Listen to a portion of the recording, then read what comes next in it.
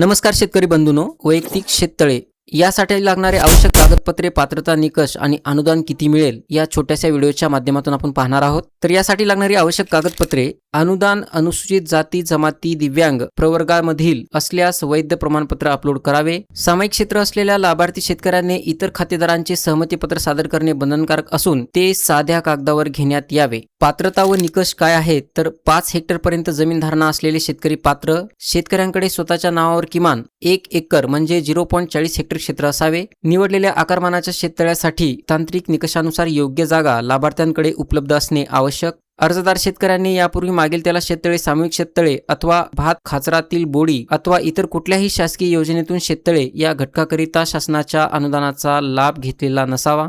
यासाठी अनुदान काय आहे तर कमाल अनुदान मर्यादा रुपये 75,000। अनुदान एकाच टप्प्यात देय। शेत परिस्थितीनुसार अथवा स्थानिक अडचणीमुळे आकारमान बदल करण्याची मुभा। जास्त आकारमानाचे शेततळे खोदकाम पूर्वसंमती इतके अनुदान देय आणि कमी आकारमानाचे शेततळ्याचे खोदकाम पूर्वसंमती आकारमानाचे खालील टप्प्यावरील अनुदान देय आहे। तर या वैयक्तिक शेततळे अनुदान मर्यादा आपल्या या व्हिडिओच्या डिस्क्रिप्शन मध्ये दिलेली आहे, तुम्ही तिथे जाऊन पाहू शकता। असेच नवनवीन अपडेटसाठी आपल्या चॅनलला सबस्क्राइब करून ठेवा आणि व्हिडिओ आवडला असेल तर व्हिडिओला लाईक आणि शेअर करायला विसरू नका। धन्यवाद।